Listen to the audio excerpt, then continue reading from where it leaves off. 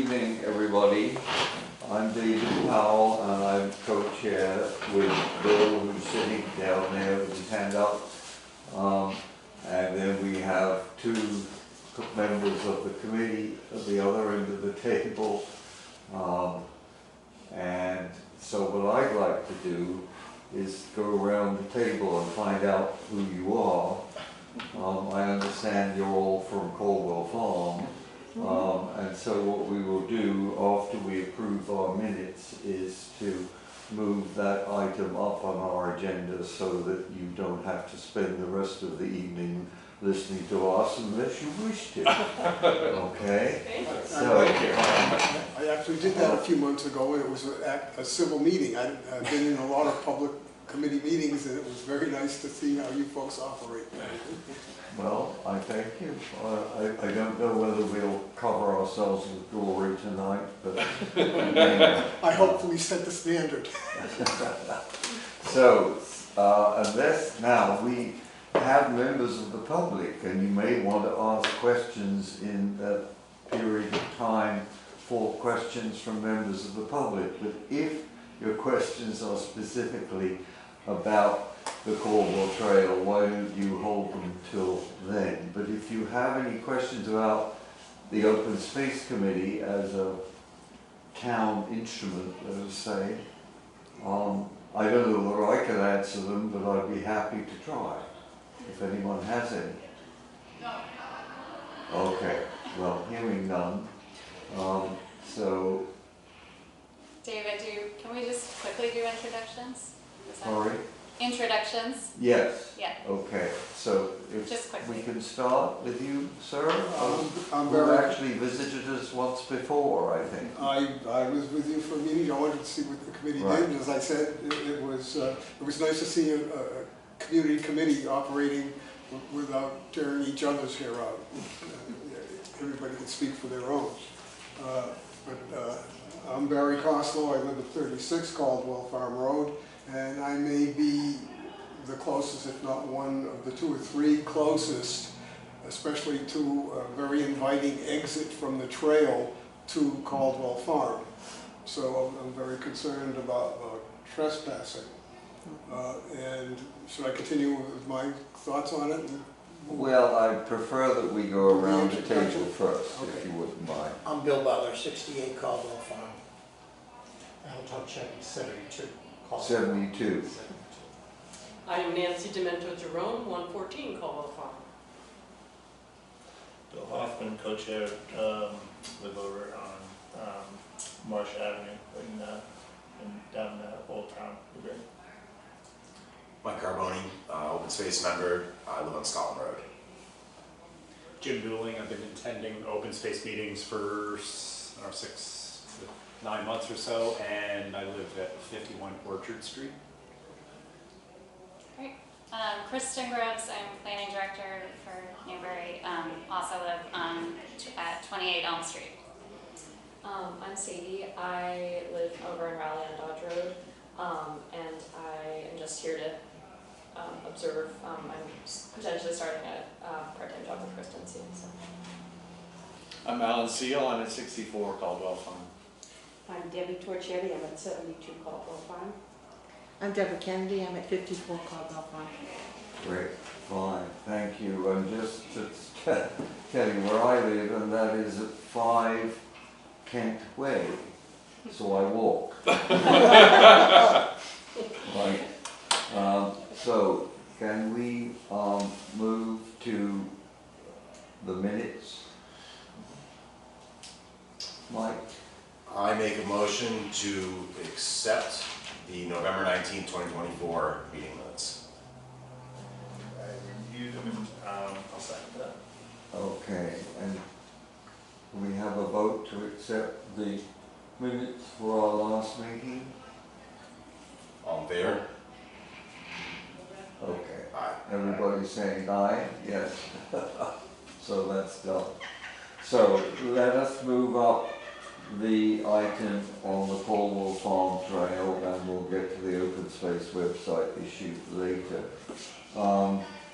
Do we have any material that shows us this the trail, etc.? So if I Yeah. may, my idea was to give an update essentially, and then, if there's discussion and answer any questions. So I will just say, this is the first time the Open Space Committee has discussed the trail.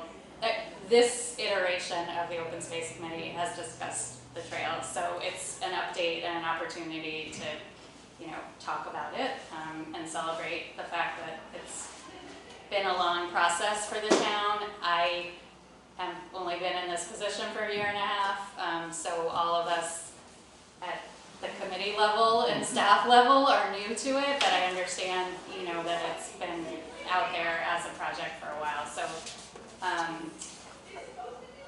So my understanding is when Caldwell Farm was originally permitted, there was open space. It was the first open space residential subdivision that the town actually permitted. And what that means is clustered development with open space set aside. So that went forward, I think, at least from my perspective as a planner, it was a really successful project. The conservation restriction area is sort of a horseshoe around the homes, and then obviously you all who live there know well where the road is and where the trails are. Welcome. Well, Yeah. There's also a trail down here if anyone else shows up, and we can get more.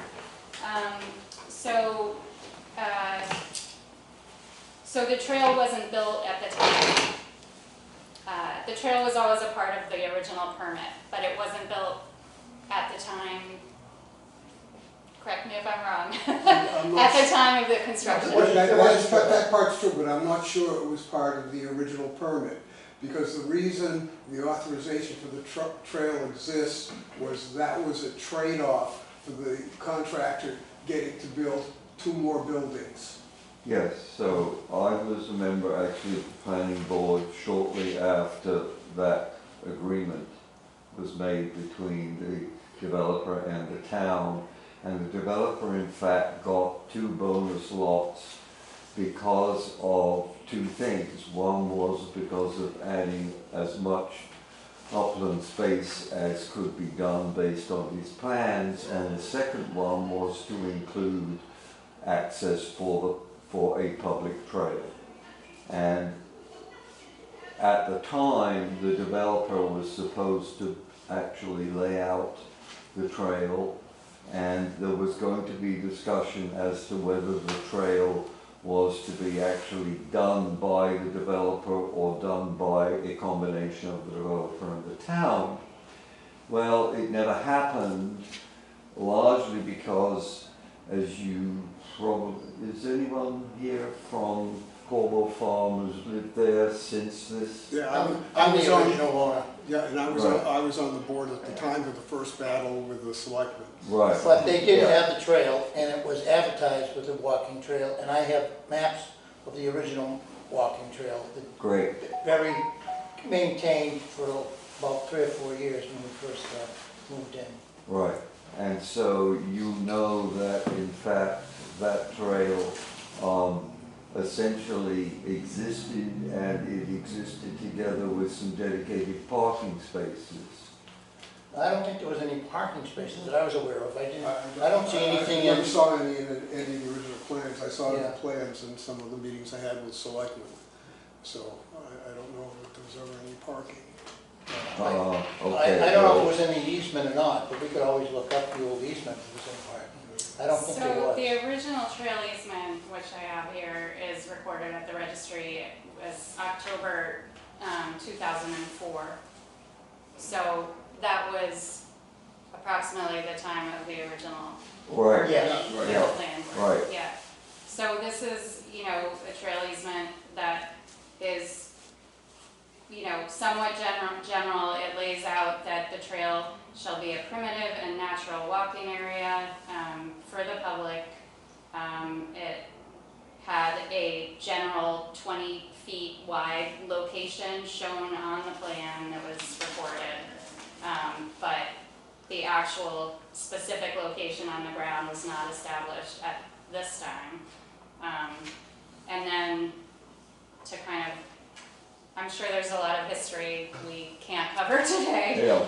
but to fast forward ahead, in May of 2022, there was a revised trail easement agreement, and that's probably what most of us around the table are more Right. familiar with, which does give more detail around location, uses, you know, things to be prohibited, and maybe it's worthwhile just kind of quickly going through this. The town will undertake construction and marking of the trail, including wetlands crossings, all, you know, compliance with all regulations and permits, in particular wetlands. The trail shall be a primitive and natural walking trail over natural terrain with various grades and obstacles designed for pedestrian access, passive recreational use, walking and jogging only. Use of the trail shall be limited to the hours of sunrise to the following sunset. No wheeled, mechanized, or motorized vehicles permitted on the trail, with the exception of emergency vehicles. With the exception of what? Emergency. Emergency vehicles, yeah. You can probably get that if we're going online and get that. Yeah, I'm happy to email this to anyone who doesn't have it. It's recorded. So that was May of 22? This was May of 2022. Yep, What was the original one, 2004, right? 2004. Yep. You know, anyway, there's some detail. Fires prohibited, alcohol prohibited, all litter shall be packed out. Pets must be kept on a leash, animal waste must be carried off. There's some information about signage. The town will post a trail with appropriate signage detailing prohibitions and limitations. One sign shall be installed at each of the 2 trail access points on Elm Street, approximately 10 feet back from the paved travel lane. A 3rd sign shall be installed at a location along the northeasterly property line where the trail is closest to the existing trail on the adjacent property belonging to Governor's Academy. Final sign locations will be determined by the town in consultation with Caldwell Farm CFCT, which is Caldwell Farm Condominium Trust. The town will create a parking area sufficient for 3 to 4 cars within the Elm Street right-of-way adjacent to the designated trailhead. The town will undertake maintenance of the trail 1 or 2 times per year at the Conservation Commission's discretion by cutting brush, ensuring the trail is passable, free from litter, maintaining signage. There's an item regarding the split rail fence, which is shown on this plan. I'll unroll this in a second. CFCT shall pay to the town at the execution hereof $1,000 towards the construction and installation of a limited length of split rail fence by the town. The town shall install this length of split rail fencing specifically to delineate the trail path behind the residential units numbered 32 to 36 and 38 to 42, and to direct users away from these residential units. CFCT may, but shall not be obligated to install split rail fencing between the trail and other units as they determine is necessary and at their own cost and expense. CFCT may, but has no obligation to, inform the town if it becomes aware of any safety or nuisance issues regarding the trail or any misuse of the trail by the public. Nothing in this agreement shall limit the ability of the town or CFCT to avail themselves of the protections provided by any applicable law affording immunity to either party, including, to the extent applicable, the so-called recreational use statute. So that's about liability. Both parties have had the opportunity to consult with council prior to signing this agreement. The trail plan shall be attached to this agreement. And as set forth in general laws, neither CFCT nor the town shall be liable to members of the general public who use this non-exclusive use easement. And then the signatures, again, were in 2022. And there is, so this attachment is this plan.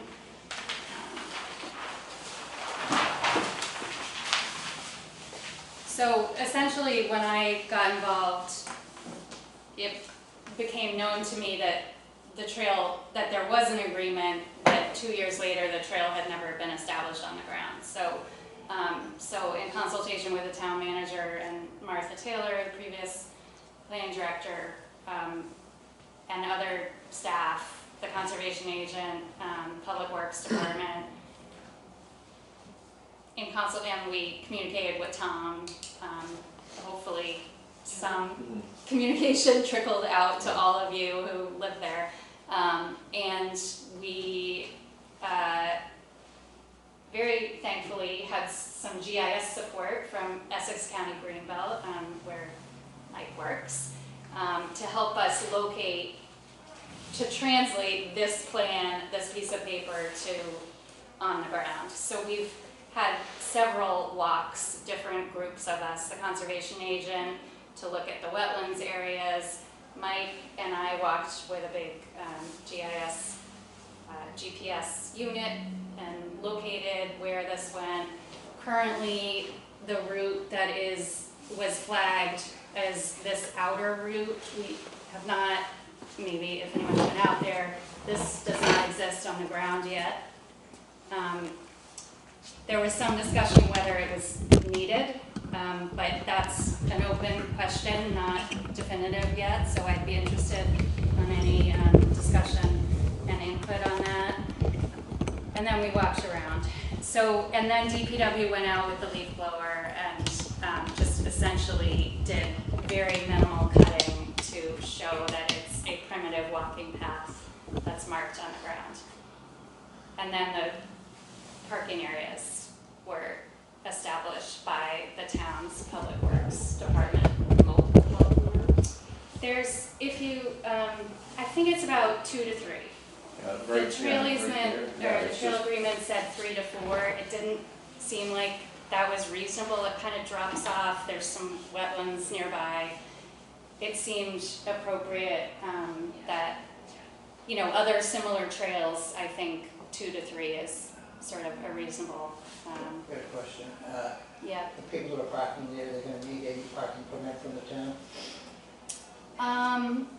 I do not think there's anything that requires that. Really? Why? I mean, there was no agreement that it was limited to public use by residents. It's a publicly accessible Yes, trail. it's, part of it involves the fact that it has to be open to the You're public. gonna have handicap parking, designated handicap parking also? There was no discussion of disabled Isn't that part access. of, federal laws, that you have to have handicap parking? You know, I took a look at that space, and I think there's a risk to life and limb from that space. I don't think you can park a car parallel. No one's gonna nose in, because I don't think No, it's deep enough. it's not deep enough to. So if you park parallel and you open the door, it's gonna be in the front grill of a big truck at some point. We're gonna have some really accidents. There has been parking there. I will just say it is similar to other trails I've used and I've tried it out. That's not to say it's not a concern that we need to collectively. I'm just raising it. Yeah, You can no. imagine I'm not gonna be doing a lot of hiking on that trail. Well, frankly, I will say, when I first read this easement, I was interested that it didn't discuss, access for disabled or any other multi-user. It very much specified a natural primitive trail with, I forgot what that language was, but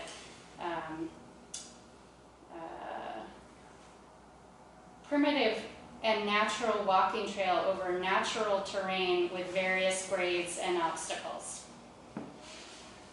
it's a bumpy trail right now. Mhm.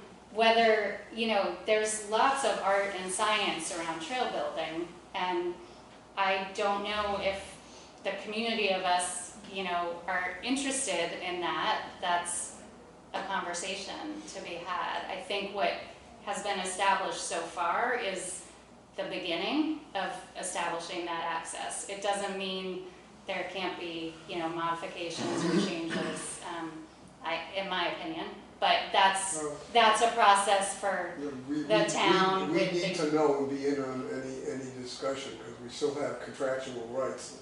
Exactly. And we're not here to block anything or not, just, there are some concerns and we'd just like to get them out. That's great.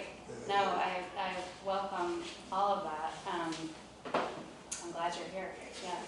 So has it is now at least the first step all the way around? I haven't been out here yet, but, It is, Yeah, and okay.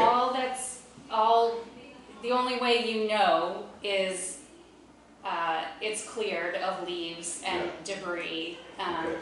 and there's still some red flagging, which was the initial thing, just hanging from branches. But there's no other signage yet. In the original trail, there were some markings along there, on trees. There definitely were, and when, And we found a lot of those places. we found them, and we were like, oh good, the unit is telling us we're in the right place, and there's a tree with an old red, faded paint, and so that was reassuring. And we just flagged it so that DPW had something to follow that was obvious to them.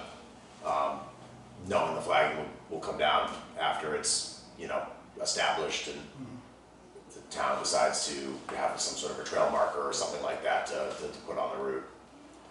And that was one of the things that I was interested in this committee helping with, because, the DPW has funding to, have markers and build the sign, but I want those decisions on what that looks like and, to be somewhat consistent with other town open space and to clearly lay out the don'ts, no biking, but also to celebrate the fact that it's wonderful to have a place to walk that's not busy Elm Street, right? I live in this neighborhood too, and if you have to get in your car and walk, go somewhere to walk, anyway, so just kind of striking a balance between welcoming this as a new wonderful open space recreational asset for the public and the community with the concerns of, it's property that's owned by Caldwell Farm Condo Trust, and we have these easements, so we need to just proceed in a way that works for everyone, and doesn't bring new challenges. And I will just say, I've had conversations as well with the police chief, and she is certainly interested in getting a trail map, so if there are ever any, emergency concerns, she and her staff, know essentially what is on the ground. There's some amenities I've thought of. It might be really lovely to have a bench in the back there. When you get in the back and you look out on the marsh, you feel like you're a million miles away from Elm Street and from pavement anywhere. It's really quite quiet and lovely. It's a back beautiful piece there. of forest in there. Yeah. There actually is a bench right here. Oh, That's on Sunset Point, right? Yeah, that's on the pond. But that's on Old Town David Road. Livesey put that in there.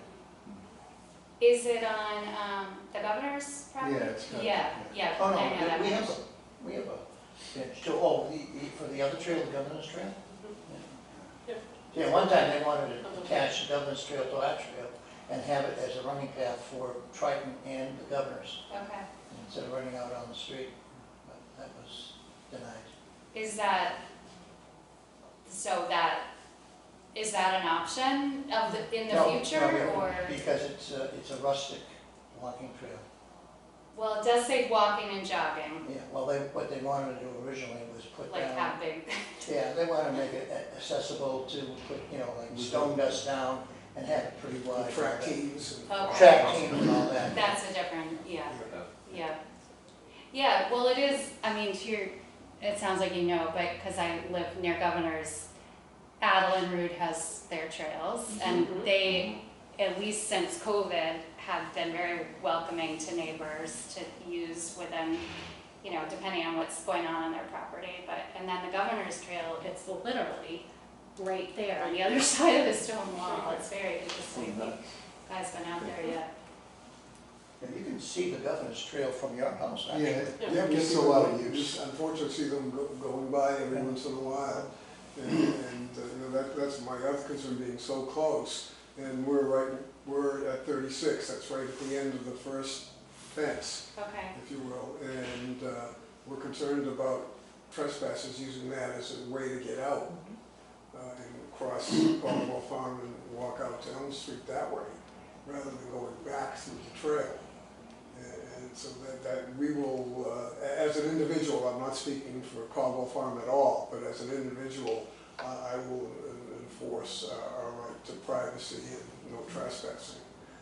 So just, I'm not sure who you are saying would be trespassing, If somebody comes off the trail and wants to walk out, up into the Caldwell Caldwell Farm, Farm Yeah, Road. just a straight path out instead of coming all the way back. Oh, instead of You saying on wouldn't the shoot trail. me if I was walking out there, would you, Barry? excuse me? You wouldn't shoot me if I walked out my back door, would you? Yeah, but we'd be responsible if you fell on our property. It's my property too, so No, not if you're on Caldwell Farm. I live there. So does the association, You're obviously one of the ones I didn't sell. But, yeah, we need to watch out for that. Well, as I say, I go out there a lot, and it gets a lot of use, but I don't see a lot of, there are people from Caldwell Farm that go down between your house and mine. No, there had been some in the past, but it hasn't happened in a while, and I don't expect that it's gonna be a major problem. No, it's- But, so how would residents access the trail? Like walk, we could do two things, we'll walk down to the entrance, or we could walk across our property and go into the trail around the Yeah. fence. I guess I was just curious whether it's been discussed to date about like one preferred access point from your road. Isn't there a marker by your home where the trail was, where we could access? And then there There's a was big another, space and there was gonna be an entrance there. yeah, there was originally. Well, originally, Yeah. which Yeah. ticks me off no end, but Yeah. yeah.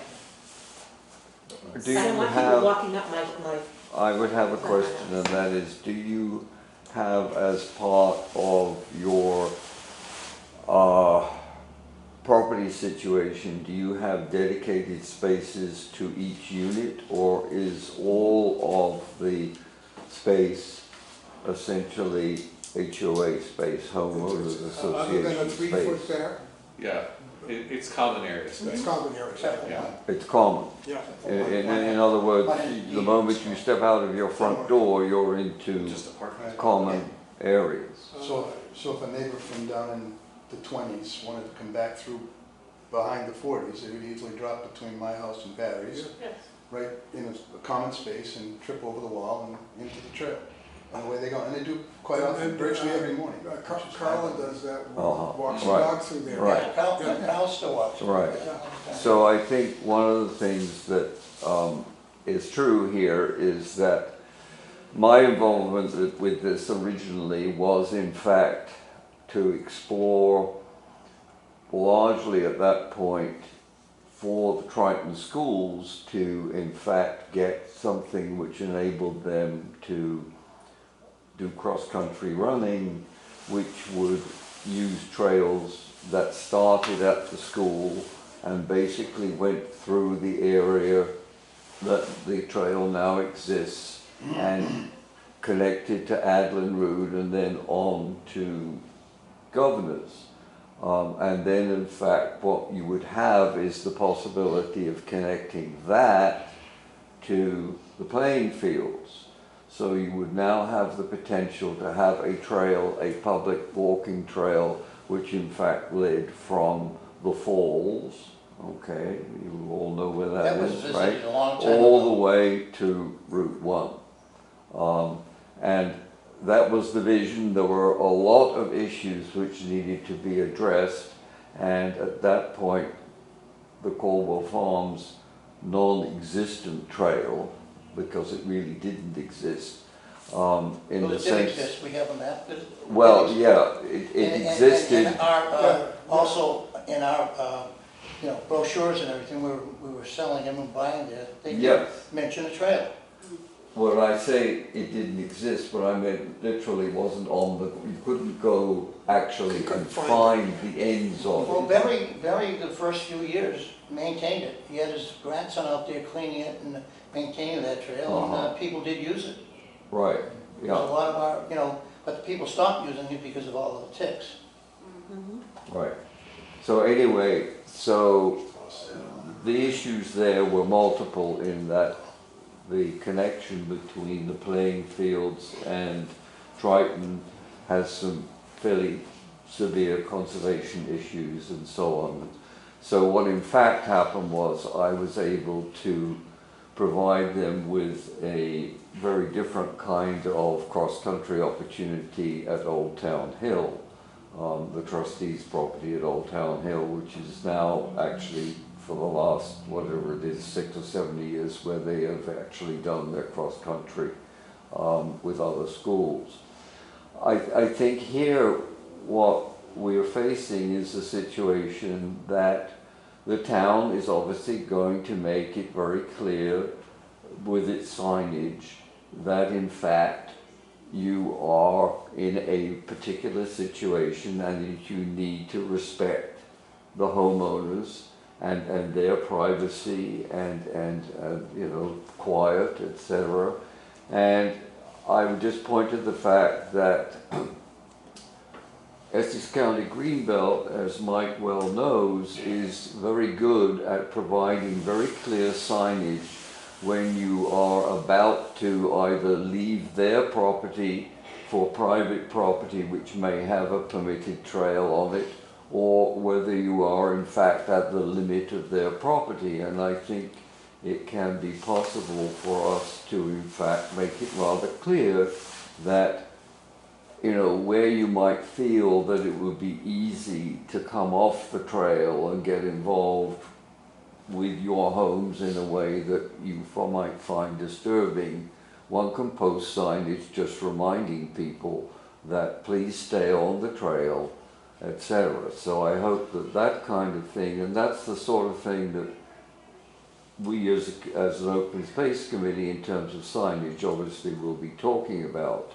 So what I would like to suggest, because we do have other agenda items tonight and some limited time, is if you have very specific suggestions or issues, if you would like to communicate those directly to Kristen, that might be the best way to pull together so that then the committee can look at those and discuss them and get back to you.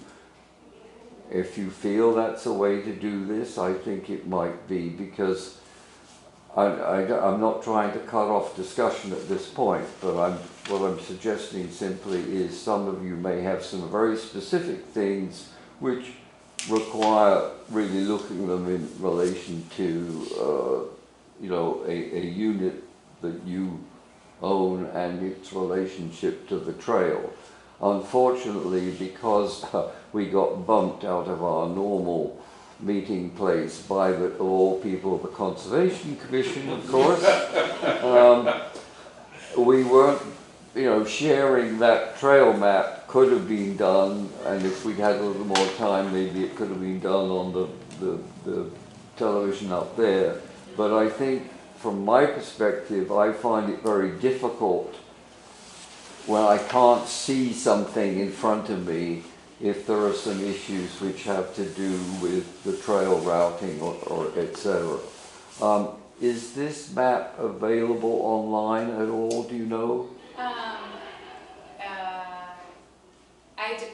We have it in a PDF that can be emailed and I Yeah, am happy to, you know, great. make a page on the Open Space Committee page that includes the materials we Or have. somebody Put could, the easement up and put the map could up. someone send an email request to you and you could send them a PDF, Kristen? Yep, absolutely. Yeah, Yeah, Or could So- you send it to Alan and he can distribute it to the community? Sure, that'd be sure, great. because we can make that available on the Dropbox at Caldwell Farm, and, so that's great. We have Yeah, some ways and I to think refer people to What that. is your email address? It's planning director, all one word, at townofnewbury.org. is anyone here tonight from your association committee or whatever you have?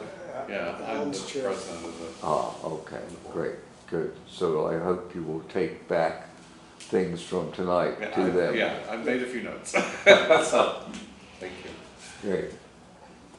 I think that sounds great. I mean, if there are any Sure. other comments, again, you know, we're happy to hear things tonight, but it's just, you know, we're just getting going. We want to celebrate it. We want to, you know, have it be a new public asset that works for everybody, for sure. Can I ask a question in this? Yeah. Didn't start with the trail, but then it just happened this Saturday. You hear gunshots often, there's hunters, but I never see them. So Saturday, I heard them, I went out back, I didn't see anything at first, and then I saw orange vests. And they were in the marsh, so I guess I asked Alan, they have to be 500 feet from the back of the house. Well, the trail, if you cut it in half, is probably 250 feet. Maybe you guys might know better from the back where I live. So now if you've got a trail that's 250 feet out and it's 500 feet from the back of my house, do you have people out there hunting now that are going to be 250 feet from the trail? They'd have to be 500 feet from your house. Right, but the trail is probably 250 feet from, Yeah, so My they gotta be house. another 250 feet beyond that. so you'll have people walking while there's hunting going out there. Which happens all over the place. That Like, close? Very common, yeah, Close? yeah. I mean, between Martin Burns, Trustees Land, Greenbelt Properties, Okay. other municipal lands, I mean, that's, And do you put That's signs going on a up lot. there? So if so I can only speak for Greenbelt because that's my employer, but on properties that we permit hunting on, we have a sign that, you know, says that hunting is permitted on this property with our permission.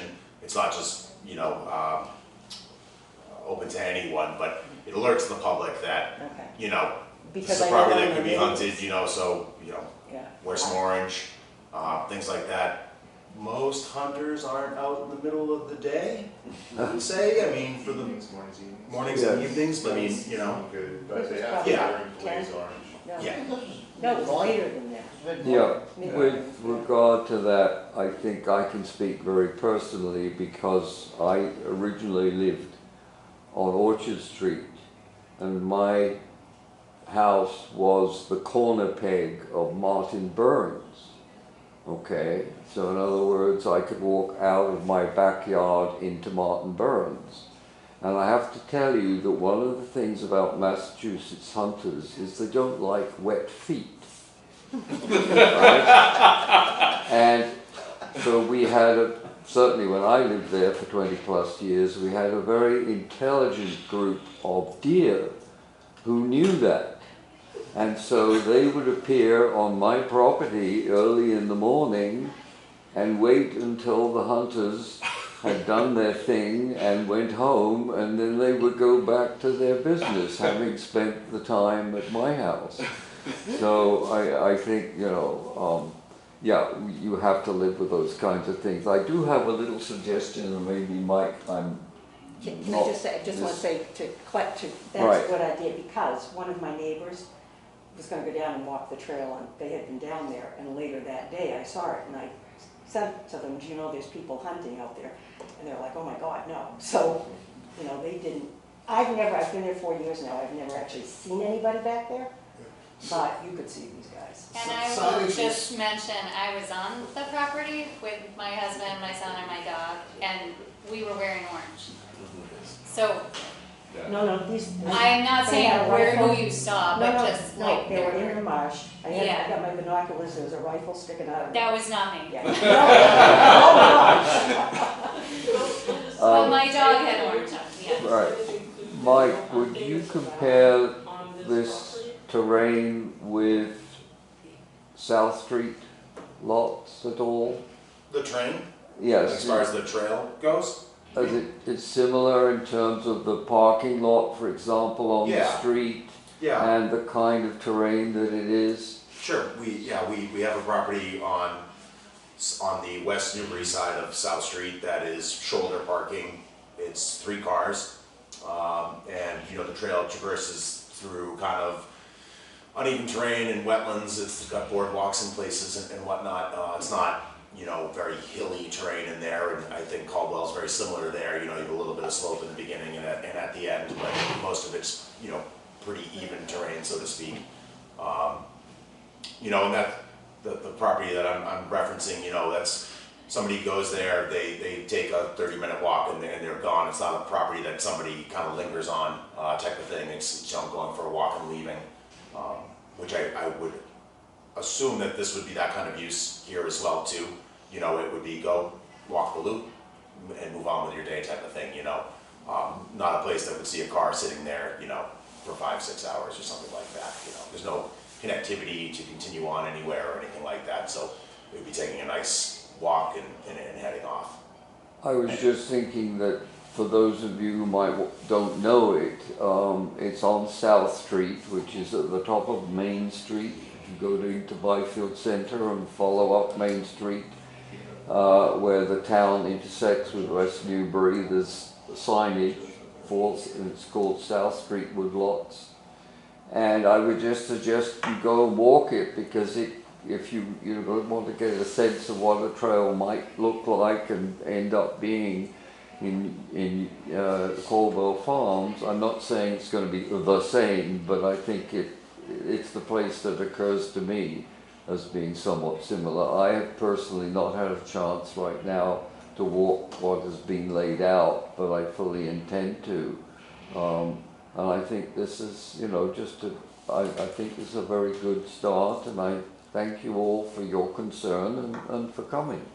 Yeah. The question you were just asking about hunting, I don't see language in the agreement about it, in the way there is, it's clear nobody thought mountain bikers were a good idea. Like, that's clearly named, no vehicles or motorized vehicles. But it's worth discussing. I don't know if it's ever, your association owns the property. Yeah, it'd usually be a landowner discretion if it's not a named thing, it would be, That's what I'm if wondering. you folks wanted to allow hunting on the property, that would be your say type of thing, Or disallow it. Yes. Or prohibit it. Except for 5, it's not allowed. Not on our Close. property. Not on our property. It's not currently, is that a rule of the association, no hunting As far on as your I know, there's no property? hunting on our Yeah, as far as I know, property. I think, Yeah, that's, Because I didn't see any signage. we've been putting some posted signs out around because we've had some You have, other things okay. that Nancy has found back there, so we've been Okay, adding some signs yeah, okay. around the property. I think that is at your discretion, so certainly at the edges of your property, if they, I don't know how easy it is to find the boundaries, but Yeah. that's, We may need to add signage around the perimeter, but we Right. also have the discretion of adding our own signage along the trail if we feel that people are coming out using the trail to then do to things. come up, to yes. come to Trump. Would not technically be legal in Newbury, because you have to have landowner's permission to hunt private property, typically in written form. So if someone is hunting on your property and you did not give them written permission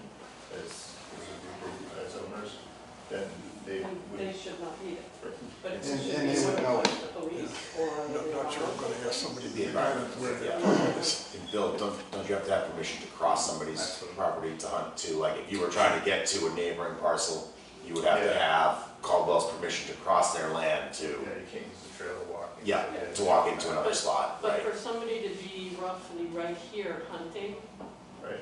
It's the first time, I've been there 19 years, it's the first time I've seen anybody hunting. There, the parking that's here, there's not gonna be any parking at this end, right? That's my understanding. And so this is just to put the question on the table, not for Yeah. discussion now, but it would concern me, it's a pretty long walk to get back to your car. Right. And the safety of that, is there anything that can be just widened along the road for a little bit of walkway there to make it safer for people to, that's I some think, distance I mean, it's on the certainly road. something I've thought, and those of us who've been out there recognize. I know, you know, in the growing season, you all have beautiful flowers. This season, I think I was walking right along the rocks there. Right, oh, you're right in front of Yeah. us, there's room to get off the road, but in some other places, you can't get off the road I so think easily, it's so. worth, like, maybe Yeah. us talking a little about, Yeah. because there is the wall, there is, you know, vegetation. You want it to be safe, you know, it's your septic area. There's some, I think, how this is marked, where exactly you want people to walk along there is a question I Well, have. yeah, and I mean, I'm thinking actually more up here, where Yeah. there's not, it's just, Well, the original you're trail, on the road. It's- the Yeah, original trail there's did not some have an difference. access on this side, it had a loop inside. Yeah. Loop back. I didn't think there was an exit at this end. Yeah, over here. Dumps you So off in take the a look at septic the, field. Yeah, that's the same, original. yeah, that's the same. That's the same plan, but Was it there? it's on small scale. This so, is, so what's different? this is What's what I've the always minimum seen, parking Barry, at but this you've been end? here longer than me. Nothing. There's So really no. it comes back I mean, out here, and It could be common signed, sense so or it could be we signed. It wasn't just a loop signage, here. yeah. There wasn't I mean, an there's no access here. space, like I would Yeah. never do it, because there's no way to get off the Take a road look. there. There But was a loop signage at the is end, wide not an is what access you to need. High Street. We'll go back. Yeah, But It just dumps you in the septic field. in It just front dumps of you our in the septic flowers, field. as Yeah, we're it just picking makes out. it hard work. I think it makes a huge difference. Yeah, As long as you're I mean, we getting can out. look at that. And when I It come off the doesn't- trail, I turn around and notice Yeah, that there's I no, mean, I you think can't that- find the trail from that side. Signage You may, never see it. Oh, they won't come in that way, but they may work out. And some of those decisions would be more planning and DPW related, like situation like that, right? in terms of the signage or whether there should be Yeah, or how parking to, there. exactly. Yeah, That's not really yeah. a decision of this committee. No, I think it's technically the Conservation Commission. Generally, open space committees serve as advisory to town-owned entities, Conservation Commission. But those are important discussions, and I think, again, it's certainly something that the police chief has asked about. Again, as a user, this stretch, to your point, this stretch is very dark. Yeah, And there's a little bit of a bend, and people drive too fast on Elm Yeah. Street. Yes, all of that. So anyway, one comment was actually having, that someone said to me, was having a parking area there which a cruiser can safely now pull out on Elm Street. That was actually presented as a potential benefit to traffic, you know, when you put up signs that, or there's often a cruiser who sits in front of Triton, who I think slows down traffic on Right. that part of Yeah, Elm yeah. Street. Here's another location along a stretch of road that I think is deemed as unsafe. Maybe we can, anyway, what are the ways to make sure that we make it as safe for all users, cars, pedestrians? Well, I think about people from Caldwell Farm who are all over 55, Mhm. and, you know, walking along that stretch, just for that to be safe. Right, yeah. the parking area looks like they've started on one there, is that finished? Well, it's It doesn't look like- established, but Yeah. it's not Yeah. finished, I would And it looks say. like it's only big enough for probably one car. Doesn't look like it's big enough for. Yeah, that's what I was thinking. It's awfully small. Well, it just, try it out. Yeah, because you Let said me you worked know. there. Yeah, I have seen 2 and probably 3 cars being able to, certainly 2 I have seen 2 parked. Let's look at it, yeah. There are limitations, there's a wall, there's wetlands, so, you know, but I'll just mention, I think originally that was why during the original permitting way back, there was the idea of parking within your property to access the trail. Yeah. Because that would be safer, right? We'll just say it, it's safer if you're off the busy road. That is no longer on the table, this was an alternative. Thank you very much. So, thank you, yeah. Thank you, folks. Right, so thank you, Mr. Hall. Barry, I thought this was all signed, sealed, and delivered with the town. Thank you. So, Thank you all for coming. do you want to email me and then I'll send you stuff, or do you want to give me your email? We have the original map, Barry gave us. And I'm happy to send you the documents and put them on the website.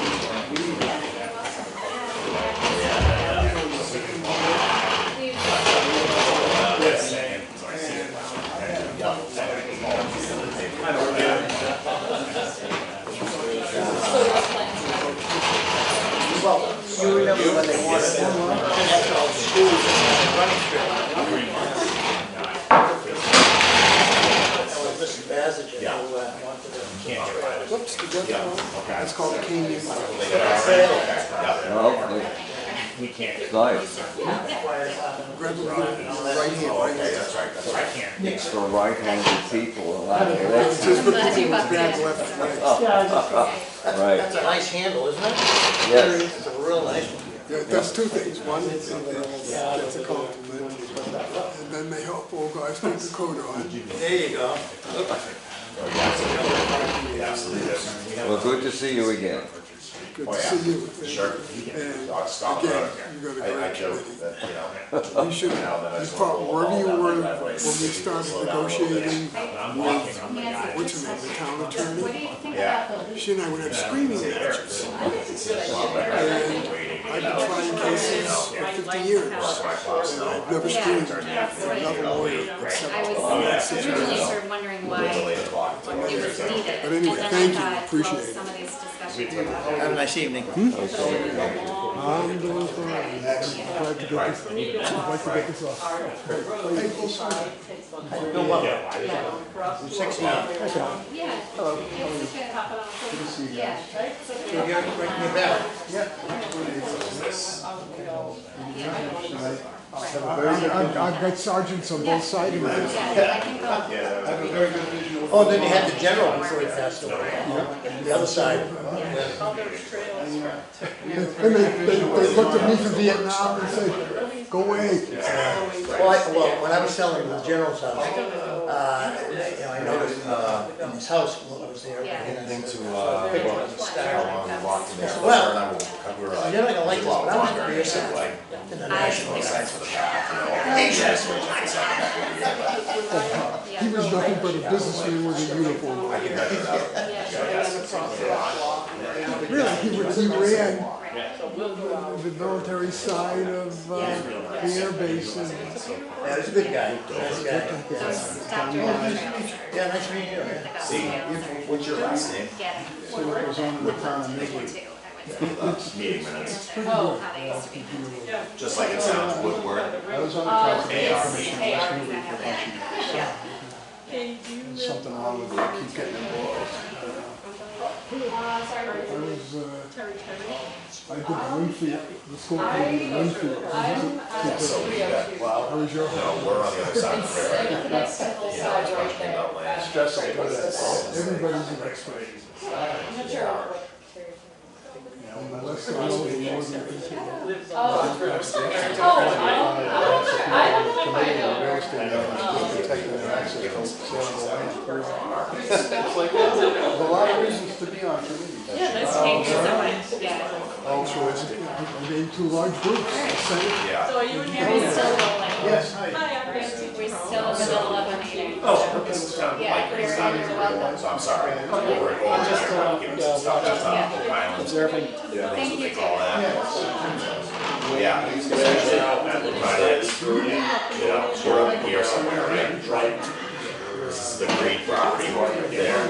Yeah. We have a small split. Okay. I heard that that was There are a numerous stands set historic up. conversation, but I haven't, I mean, you, well, I walked it. Not all of them. I know where that connection is. Yeah, so, But, so why in fact didn't it break? No, but I've. Why wasn't there a connection? I mean, how did it end On up your in property. that? You know, there's like. that was before me. Oh, you see it That right was, there? yeah, this was Which I- done there's an This before, was laid out What this now is way. like a permanent, not. before It 2022. used to be. I Yeah, think that's in the right. years before 2022. Yeah, that's us. I couldn't find it. Yeah, but somehow a spur was lost. Anyway, okay. I think Then there when I was told him I was a an adjacent prolonged property owner. Yeah. mediation He lived right that across. ended up Right here. across. So I don't know why it got lost, but I Right. don't Because think it there's was. a lot of very- things in My boss is the one issuing the permission set up. They do it. I have to, They follow up, yeah. yeah, they have to request permission from us. This is a group of you, and you have two On our vehicles, property, but, solves the problem really easily. Yeah, Because that's a good point. the schools are public space, so there's no all the way out problem to there. that point. Okay. On the east So side. we need to investigate, I think, some alternate. You go east side of the stretch. Right, Yeah, right. probably have, this to do with attractive nuisance. Being, it's very inviting for school children, like so they can access a trail. Yeah. Yeah, If it feeds into their parking lot, out here. Yeah. that increases the amount of usage. Not that usage increase is not a goal, but it's a time we weren't there. Yeah. They've offended some, and said I'd like to limit, the number of people that are accessing that at any time. And not make it so that they might. Yeah, I mean, it's. I tend to land, this is an interesting case for me, I live at Caldwell Farm, but I would probably, I just moved into town, just live over in West Newbury, and got very involved with, all my life, I was just like, involved in conservation commission, all that, it's a yeah. a lot of different angles we come to meetings, I what saw people's Thomas interests are. Sands Mine here. is, And they have the green belt. And then access they to public came up lands with and that. people using them, Those getting years around ago. them, Okay. because Yeah. a lot of bad things happen. So they were cool. Yeah. Yeah, no, it's. Right, well, I think. Thank But you people are, for people are that. afraid of bad things happening. Traffic. And I get it.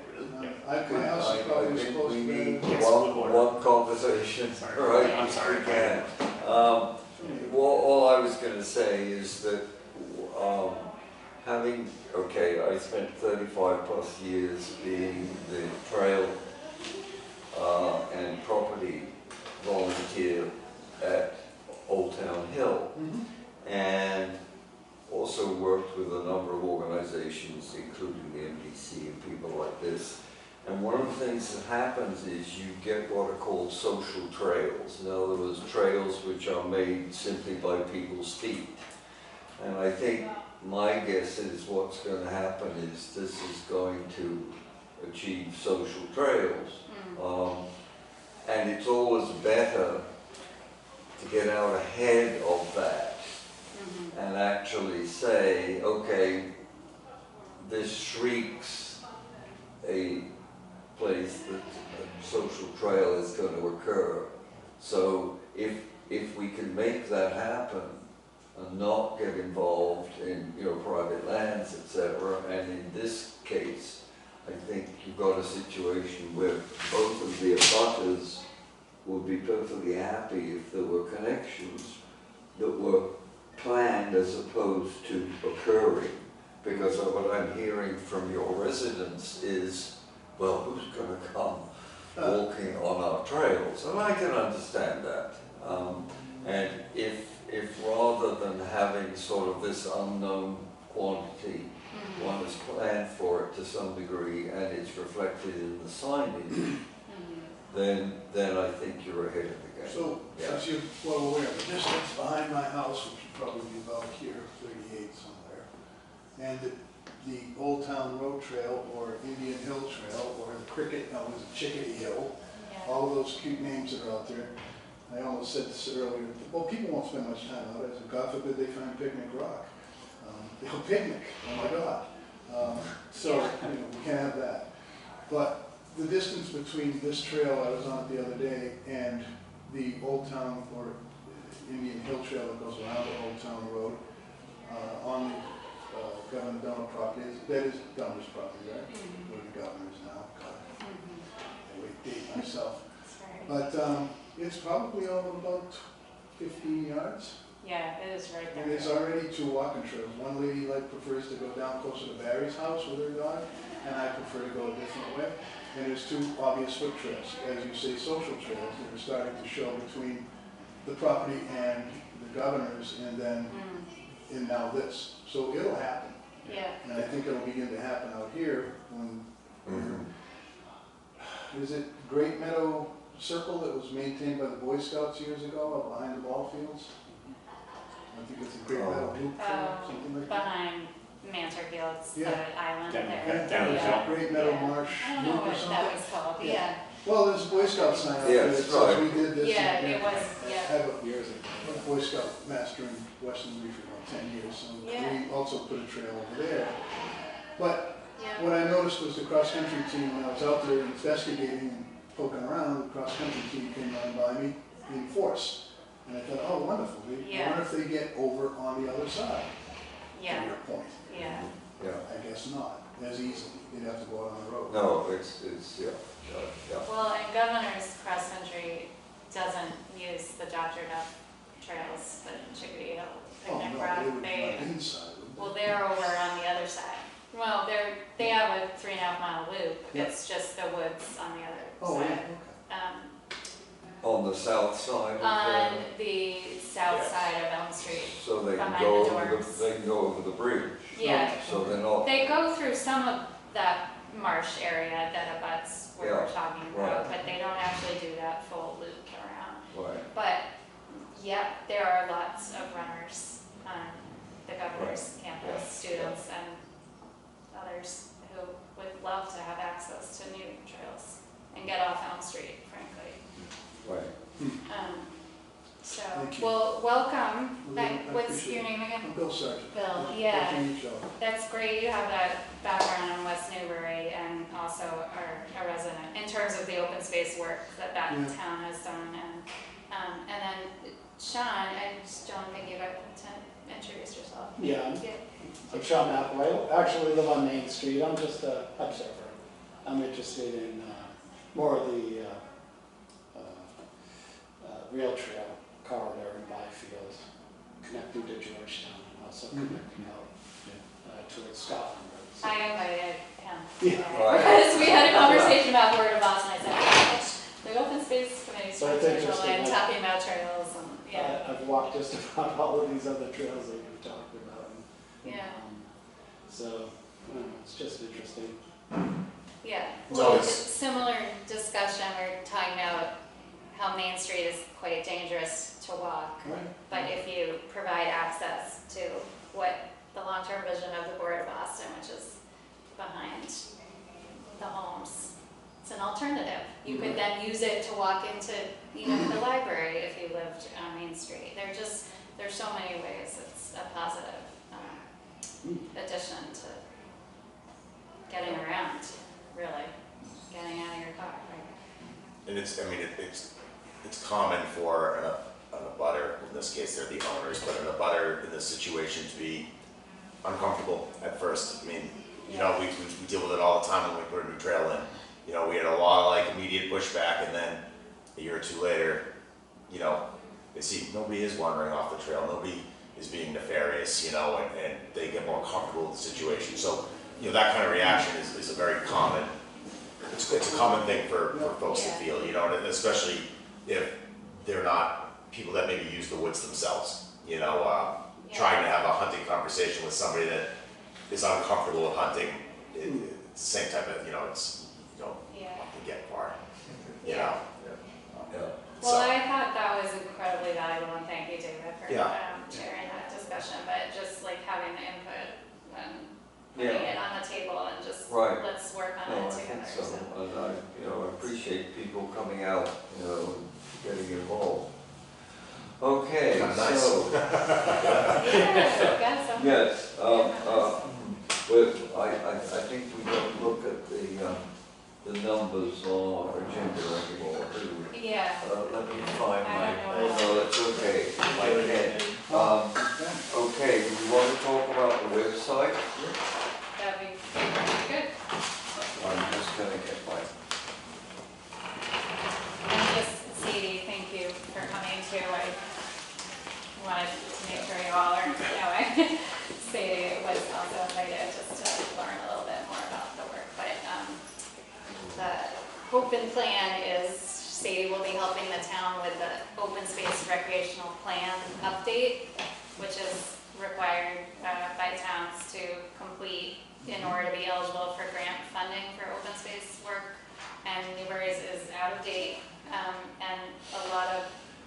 all of you in the room have sort of gotten reignited with the hope of having that be a project. You know, stuff like this is also important, thinking about the website, but updating the town's plan is a goal that has been around since it went out of date, which was quite a while ago now.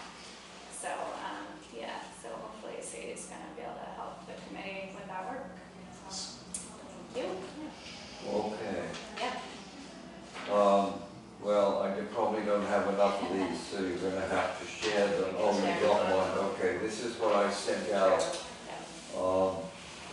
My, Actually, I Yeah. can, Right. since I haven't. Great. Yep. Yeah, we're good. right. Thank you. And I guess this is the way that I'm suggesting that the narrow column which appears on the website itself should now be, if I can, right, go to my copy here. Okay, all right. And, you know, the comments I made when I sent it out to you essentially was that my idea here is to try and take the website from being essentially a kind of passive statement into it inviting, you know, activity, and also inviting you to go on. In other words, not to stop there. And so, you know, that was the sense of what I felt needed to do. And so then from there, one would then go to the next part of it, which would be something which doesn't actually exist. Did you get these? I sent them out, I think. I don't know if I'm not sure if I. That separate email a Pass couple that weeks on. ago. Yeah. A little while ago. Yeah. Anyway, and so the exploring open space would be a panel. Currently, our website is arranged like all of them on the town website, which has a series of panels down the side. And I think ours has 2 or 3, maybe something like that. Yeah. Yeah. That's what I understand. And so my idea would be that this would go up to be, the first one, right? And so I'm losing my, okay, here we go. This is right. And you know, one of the things that just occurred to me in all of our talk over these last several months is that open space is not a very clear idea. It actually, it's very interesting, without going into too much history, it actually has roots in one Governor John Winthrop, who essentially came here and saw all this open space, because he didn't understand what he was looking at. He didn't understand that the people who lived there, their attitude to the world in which they lived was not what it was to the people who came from England and who didn't see it being worked on, etc. And I think in some funny way that survives today, because if you talk to people about open space, somehow open space is oh, it's where they didn't do anything, where there isn't anything. Or where somehow they haven't developed it yet. In other words, it's not positive very often, it's very often negative in the sense. And so that's why I thought my idea anyway, is to jump right in and say, well, this is what we think open space is about. And you don't have to agree, but at least it puts us into a situation of being able to, I think, answer to what we're doing as a committee. And so that's what this is intended to do. Whether it does it or not, I'm not entirely sure.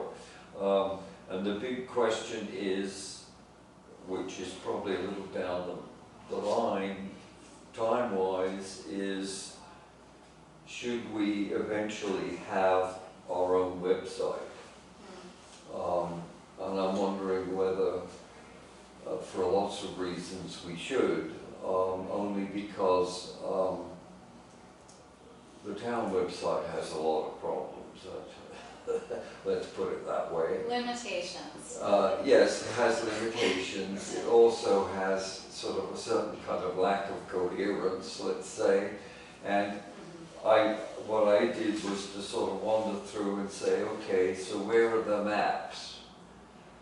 And one of the things is, if you're going to, one of the things, for example, that was so great once, I'm trying to think what it's called, what is the green belt thing called? Or app. Yeah, right. Greenbelt Go. Yeah, Greenbelt Go. Download it, which free. is- Yeah, which has been out there for about, what, 12 months, maybe a little more, a couple of years? Yeah, I think 2 years now. Yeah, right. And I mean, it has its little problems Sure. too, in terms of how it sometimes behaves, particularly on a phone. But the great thing is you can get there immediately, you get answers, you know, and you can also explore, you can fall over things, right? And that's what I thought would be a real nice thing to have, and that is that somebody could in fact end up knowing more about Newbury's open space than they set out to find out. That should be a goal that we have somehow. That sort of exploring thing and learn, like Yeah. inviting, exploring as Exactly, a message. exactly. Yeah, I like that. What do you think? So I actually really like what you did, and I like your approach, making it more inviting to the public, drawing them in. I'd like to build on this too a little bit, like the one thing that we don't cover, or we should cover, is why is open space so important to the community? Because people don't understand, like they think that, some people might think like building nice houses is better for their tax bill or whatever, when in fact, sometimes it has a negative effect. So Right. preserving, rural, neighborhood, a lot of people move here for that reason. And so it's important to preserve that. So there's a lot of information about that from that angle too that we could add to this. That would be really informative, I think. And then in terms of developing a website, so if you don't know how to do one, and I don't, sometimes they come out, maybe not that great, but if you hire somebody, if we could get funding in some way to actually design what you're speaking of, then that might be the best approach to something that would be professional, so something that we can kind of have as one of our, things that we want to do, and then look for that opportunity to fund that. Right. Yep. Yeah, do you know how West Newbury did their No. open space I, page? no, I do not. Are you talking about their public one? So they use the template, but they have more, but they also have one that's more I thought what they we're talking about. Yeah, I thought right? they Yeah. did have another, I but was just going to do look for think that, yeah. they do a good job They- keeping theirs out. Right. It's not too arduous to, Yeah. if somebody is skilled enough to access Foursquare, they can build a very, very nice website Right. Yeah. without a lot of time and money. Right, Yeah. I mean, my son does this stuff. Yeah. I'm not advocating him, but Yeah. he does it in hours and it's done. Right. Yeah. I So have a background it's in that. not as arduous as it used to be in terms of funding and getting access to people and getting space in the buildings. You have to have a little bit of money to maintain it. Right. Yeah, and there's a hosting That's- Right, cost, the hosting that's- but cost. it's, But setting it up and building it is not, right, no, and it's not me. yeah. No, no, I mean, I do have a background in Okay. web development, Sure, and yeah. whether it's Foursquare. Foursquare, there's WordPress, there's Wix, there's Right. these sites you hear. So, Yeah. yeah, we could also start with something to augment the town site. Yeah. Just maybe if we wanted something that's a little more open form, Visual. or visual, Visually. exactly. So I want Maybe that's a good, If I might ask a newbie question, Yeah. the, off of Orchard Street is the Great Meadows Yeah, Farm? yeah, Okay, is that under your purview or? yeah. there's- Okay, so when I got to town, I was gonna buy Caldwell Farm, so I started looking around, what am I buying? What am I buying, and is it all conservation behind there, you know? Or are they gonna, somebody gonna come in with a bulldozer in a month and start building more condos behind me, God, no. You know, close down the town, I just got in.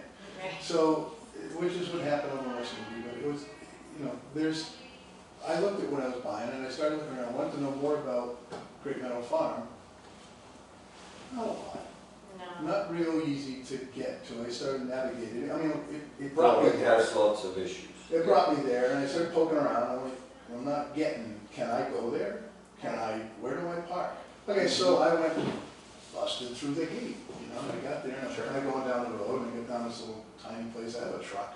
Yeah. I'm like, okay, am I in the right place? I can barely turn around. There's another car in there. Somebody was out hiking or whatever. Really. So I was forced to go through the open field gate because that's where the hayfield is, and I was like, okay, I can't turn around here unless I turn around over here. I didn't want to, but I did, because it was like either that or I had to back all the way out, which is nuts. And I thought, I'm in the wrong place. But I don't think I was. No, you were. So, but That's one of again, them, the yeah. presentation on the web led me to believe that there was a bit more Mm. to it, that I might actually find a group of people over there Mm. on a good day. But I don't think I would, because it'd be very difficult. No. It's a hidden gem. It's fine, I'm all for hidden No, gems. we're with you. But We are to with you. your in point, terms of is that. that it's not, you have to be seriously interested in finding out about it and digging in. There is a document that was put out by the state of Massachusetts, and somebody did a geological survey years and years and years ago about the rock formations in Newbury. Ah, And it's fascinating. wow. Yeah. It's fascinating, and if you get a GPS and you go find these places, they're all over, and they're out on your, the trail, there's a bunch of that out there, the old mines and stuff, they have outcroppings and different things, but you really have to hunt and peck for this stuff. It's not, so Yeah. just a user's experience on trying to find open space in Newbury. I lived over on Hanover Street for a year or two, 2 years.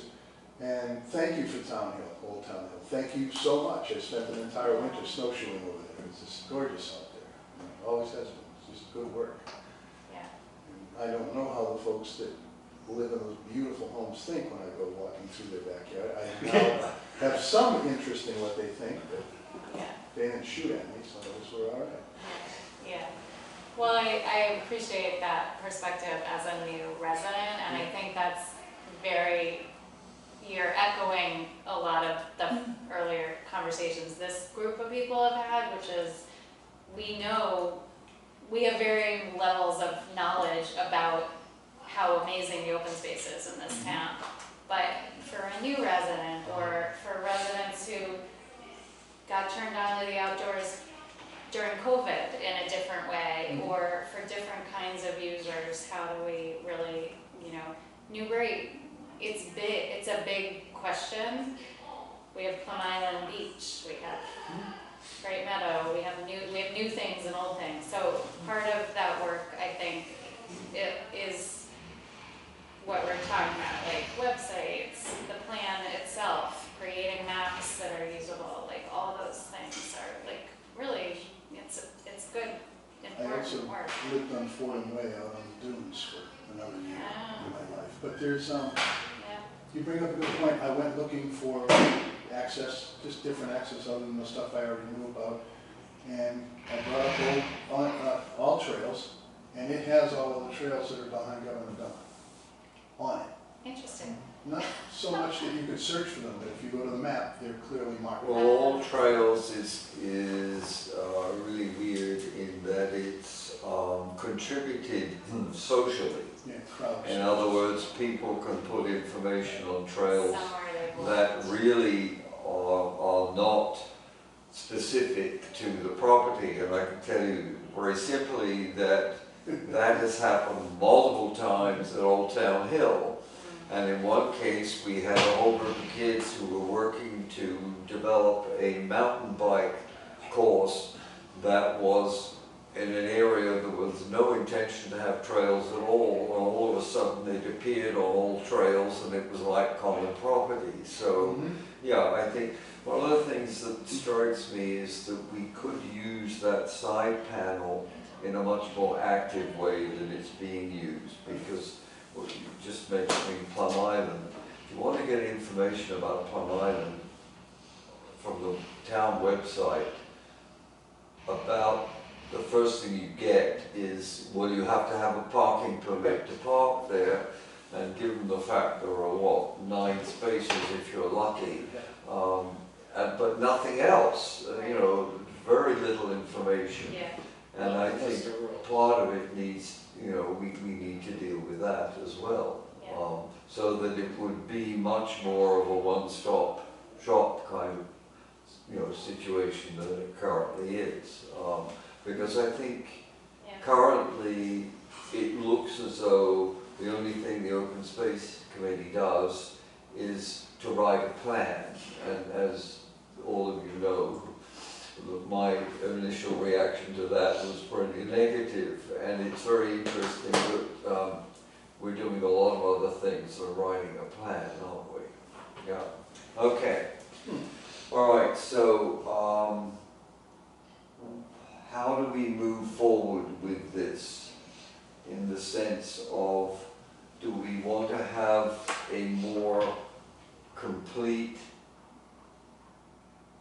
what shall I say, yeah, a more complete change for the website before we start to change some things? Or do we start to change it with some small increments, like using these things? What do you think? Well, I think that there's some low-hanging fruit here, some really simple things that we can do. If we can want to move on some text on the website and update that so it's more welcoming and we can draw in more interest, then I'd say maybe that's the first approach. But I do think that the quicker we can get the plan done, the quicker we can move on to bigger and better things too. So I just don't want to lose focus on like the first step. One of the first things that we really should key in on is trying to figure out a timeline and a schedule and how we're going to get this plan done, because this is, to me, is like something that's kind of hanging over us that I just kind of want to get out of the way so we can move on to bigger and better. Yeah. So my, that's a good segue to one comment I wanted to make, which is, I wonder if I want to float the idea of, like, if a couple of you wanted to work with me and Sadie to kind of do some of that, like, timeline work outside of this monthly meeting, I know that would be very helpful to me, because this work, though I love it, is not my full-time job. It's about 5% of what I do for the town. So it's a little bit here and there as I can. So to have a little bit of focused time thinking and making that plan, and then sort of like the subcommittee, like reporting back to the rest of the committee, I think that would really help. So, I mean, I was going to respond to your email. It's whatever, and crazy holidays, all that stuff. But anyways, yeah, a scope of work is like the first thing that I just like to talk to Sadie and figure out exactly what your abilities are, and then budget, like what can we do. I actually printed out the scope of work from Merrimack Valley, and I'm like, well, this is a great start for us, because this is like kind of here to get it done, and then we can Yeah, start dividing this up, and then trying to figure out, like, you know, obviously, like, I think, like, Sadie would be great, for, like, orchestrating everything, like, we're gonna be here working, getting what she needs, and she can start kind of putting it together, and Yeah. then we have money at Merrimack Valley, sub that out, identify what, you know, that's kind of what I'm thinking, and I would be, and, I'll volunteer Christina's help too. yeah. I think that'd be great. I mean, Sadie and I have had several conversations, and it's on me to solidify the budget. But there is a budget, I think it's in the range of 10 to 12 hours a week, which isn't a lot, but like, and maybe a little more, that I'm still working it through with the town administrator. But I think that would, having a regular point person who's, you know, focus is only this, with the support of, you know, myself and Daniel in the office, would really get us moving in a good way. So, and all of you. So where are we on this young lady? Sadie is here. Ah, So we're getting somewhere. Sadie. You were actually at the table, you know? so You missed that. Yeah, I'm sorry. being down the end of the table, seeing I was, you know, and a bit surprised by our guests tonight. Yeah. I didn't know they were coming in such numbers, but that's great. So, So we've kind of talked through like starting up in January is sort of Okay. where we are. and so you're talking about essentially you being a 12-hour person, is that what we're talking about? Yes, at And is that something you're comfortable with in terms of your own time and how that works for you? Yeah. Yes, I mean, we've talked about it a whole bunch, and I'm interested in the processes that happen at this level, so, and she's been really helpful at getting me in the door with learning about town planning, so, and she was super helpful with finding a way for me to be involved, so, Okay. yeah, Okay. so I think that's about the scope that we've decided on, is about like 10 hours All right. a week. Does what Bill mentioned about taking the Merrimack Valley Planning Committee's scope of work, Yeah, there's a, Lifting it and pirating it, yes? yes, essentially, yeah, there's even a straw man timeline in it, essentially. Which was, We haven't gone over that yet, Yeah. I haven't shared that Right. with you, but it basically says like, you know, maps, engagement, you know, writing, you know, ADA assessments, like it just It's the work breaks breakdown. out Yeah. what's Yeah. required by the plan. and it's So- basically outlined by the Department of Conservation of Sciences, Services rather, which is, Yeah, you know, is gonna be or I guess approved Town, or reviewing, yeah. The, you have to submit to the state and get it. so this is what they would tell you to do, so they just kind of wrote it So out. what is it you're looking at This there? is the attachment that we get received. Oh, is that okay. what you sent me today? Right, right, But yeah. in the back also. I think so. It's They got like a just- calendar, It's just yeah. tied Well, in they and everything. Yes. basically outline how Right. to, like, what Right. needs to be included in Lifted straight the from- plan. Yeah. Yeah, there's the workbook thing. Okay. It's separate. Right. You don't need But I- that present I value, sent you. do you? I do think what Bill was saying, having This like Yes. whole as a thing. project from manager, the- coordinator, yes. whatever you wanna Yeah. call it, Right. right? It's, That's sort of it's like invaluable, modified. because there are gonna be a lot of moving Okay. parts. And it also frees us up to be able to go out and kind of target certain So sections. the only thing Exactly. that I would ask is that, is she gonna have a contract or what? Yes, Okay, so that enables a relationship between the town We can give and an email. FEPC to be official. So, you see what I'm saying? In other Sadie words, doesn't work for MVPC. no, I know, but Oh, what I'm yeah. saying is that they, most of the time, need to work either with town employees or Oh, yes, with official committees. And yes, so, well, I'll still be involved as well. right, but yeah, okay, full-time, okay. yeah. But it will be possible Yes, for her to be working directly with the people there. yes, And I'm thinking about that because yeah. have you ever been to MVPC in Haverhill by any chance? No? No. Okay. Well, you're gonna find it's a super group of people for one thing. Yeah. And I think it might be very useful for a conversation to take place where they explore our needs through you so Yeah. that you understand what their potential is, because their potential is very deep in a whole bunch of areas, which Yeah. until you actually talk to the people, you know, Steve, the guy who runs, for example, the whole, you know, data world, Yeah. has been there a long time Yeah. and is very knowledgeable and can tell you, you know, why things don't work and how other things work incredibly well and so on. Yeah. Yeah, I Great. think that's a great comment. I did have a good conversation with Adrienne Lennon, who's the new Oh, yeah. program manager Uh-huh. for the environmental program at MVPC. And she's done a lot of work on open space plans and has a background in Right. that. So she offered, once we get organized, if she would come to our meeting or just meet with me and Zadie and talk through stuff and just like download her, Right, right. all of her experience, yeah. So something like that, even, we have these hours that are for support of Yeah, data just sort of and basic other, technical assistance but this could in the fall, category, yeah. would this fall under that?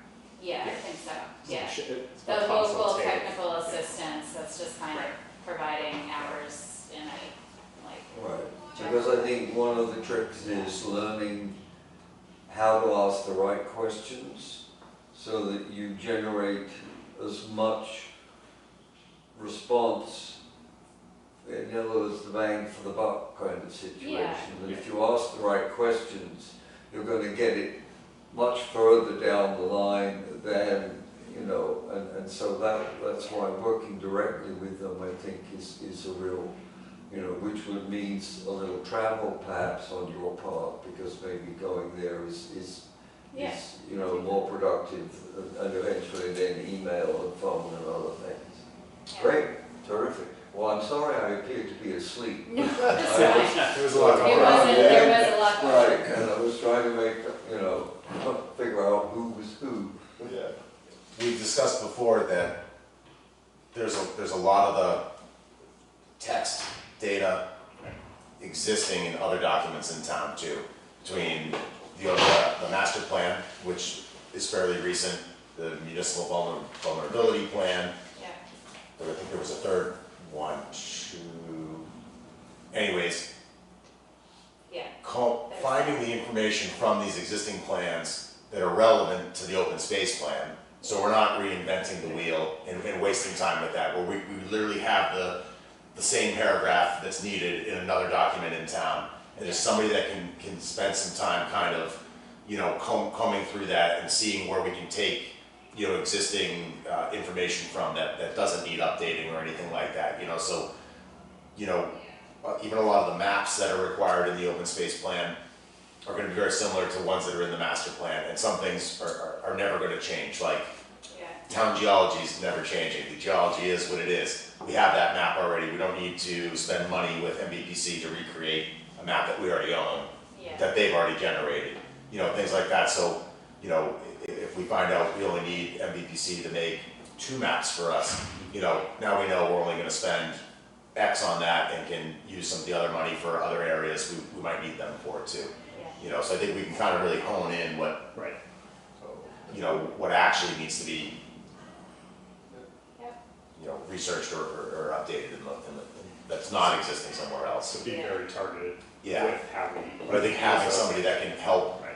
kind of pull that information already together so that we can say, okay, you know, in section 4, we need this, and in section 5, we need this, instead of being like, we need to update all of section 4 and section 5, and having that feel overwhelming to the committee to try to approach. Yeah, You know, Yeah. I think that would be very helpful to us. Yeah, it's almost a task list, right? Yeah, absolutely, Yeah. because we don't need to spend time Send me our reinventing task direct. the wheel, you know? Hey Mike, you didn't send me, no. Okay. I didn't send you that map yet, I'm still working No, on updating that you map. looked at you're so good in that. Okay, Well, so I so think thank that, you. yeah, well, one of the things that, you know, I would just simply add to what Mike said is that it is a bit less intimidating when you do that comparison between the master plan. And it's very lucky that we have a very up-to-date master plan, because Yeah. the same thing happened Last years time. and years ago, except they were running in tandem, and the previous master plan was 25 years old, I think, or something like It that. was. So we were dealing with, you know, back in '83 or something, we were dealing with a lot of updating, and that took a lot of time. So I think a lot of that work is already kind of in hand, you know. We also just, I know what it was, we just approved the final hazard mitigation plan, which Yeah. has Oh, all yeah, of that right. climate resiliency. That Yeah. was approved by the select board at Charlotte's Right. meeting. Right. Yeah, so, and the housing production plan was almost done, which honestly is important to open space because Yeah. of that question of where are you prioritizing building, housing versus conservation. Mhm. So Right. it's, we're in good shape to Right. Yeah. move ahead. So, are we ready to move on to reports from people? Yes, And I guess one of the people's me. just sort of an open agenda item for any other. Well, right, topics, yeah. okay, I will so, just, I'm gonna just say, I do need to leave around 8, and I don't know if others do need to leave, feel free. I just wanna open Right. that. We will not be being rude if you need to head on to whatever is next. right. Like pigeons from a wire. As soon as you leave. Yeah. So I've got, okay, so I went to two things, and the first one would be, I went to a meeting of the Lower Green group, okay? And out of that came a map, and once again, I'll explain the map. Okay, right. Yeah, well, all right, this is a little sort of, you know, I can, all right, so I met with them because it is clear from a lot of things that they are dealing with the Lower Green, which is an open space, okay? And I was concerned about what they might be doing and how they might be doing it. Okay,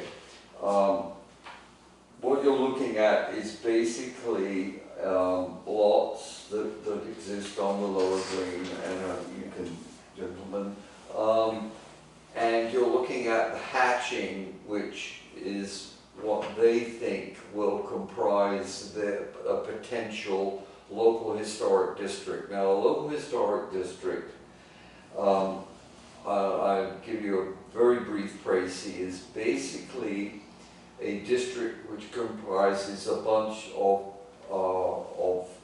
specified lots. Almost all of them will have buildings on them.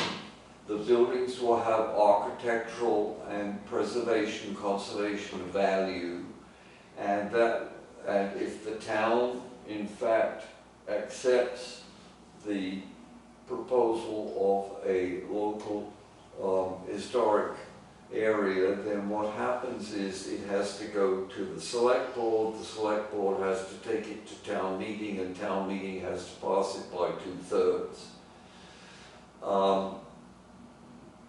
Though that is a tough upward climb in many ways, and in the early days, the people on the committee got a reaction from a past select board member who basically said, if it's town meeting and it's 2/3, you won't get it through, and if it involves money, you won't get it through.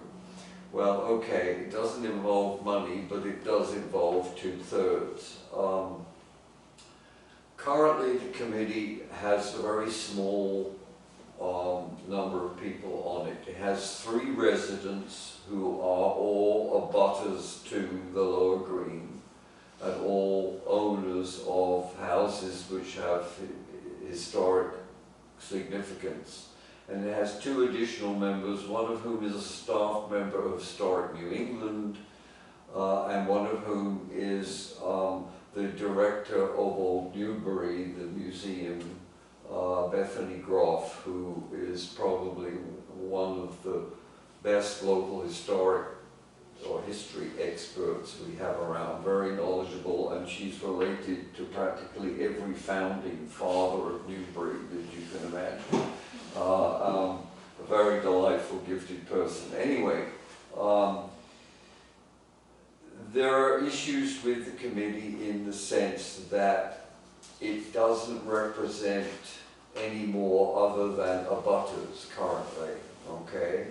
And therefore it could be seen as a kind of NIMBY committee. And in fact, one of the whole issues with local historic districts, which are, by the way, clearly set out legally by state legislation. So I met with them, and we went through a number of things. And what you see on this map, okay, let me explain some of the markings, thank you, on the map. The 2 little stars on the map, okay, are in lots that they haven't contacted the owner, okay? Now, interestingly, the big one at the bottom here is actually all marshland, okay? And for it to be included in their area is really questionable. The other one, they have been unable to get a response from the homeowners, and on a little digging around the registry of deeds and a few things, it's pretty clear that there are some issues, I think, with the homeowner or homeowners who may be heirs to the original owner. Anyway, they would like to include both of those lots. The small one at the top is one that I think certainly the house is of great interest. However, there are a couple of other issues here. You can see I've checkmarked 3 large lots. That is actually Old Town Hill, okay, part of the Old Town Hill area. And there are no buildings. It makes no contribution within the normal sort of constraints of the historic area. And I'm fairly sure that the trustees, who at this point have actually said that they support the effort in principle, would not support or go for the idea of these 3 lots being included in a local historic district, because for lots of reasons which have to do with how they acquired that particular property and what the legal ramifications are. They're owned by the trustees? The 3 ones with the check marks, yeah, are owned by the trustees. Yeah. The current chair of the planning of the committee, actually, his house is the single square lot in the corner there, okay, which overlooks the Lower Green. They will have to come up with a set of what shall I call them? Rules and regulations, let's call them, as to what the power of a local historic district has to enforce essentially what you can do to buildings which are within the district. And that they commonly have to do with fenestration, doorways, fencing, roof lines, chimneys, this kind of thing. At this point, I don't know quite why. I pressed them on this. I met with the chair and the vice chair, and I think it's because they know that whatever choices they make are going to be challenged by probably people who are willing to go along with this as an idea but don't really know what it means. My concern about this is very simple, and that is if this goes to town meeting, and they're being encouraged, I think, foolishly, by the select board to take it to town meeting next year, 2025.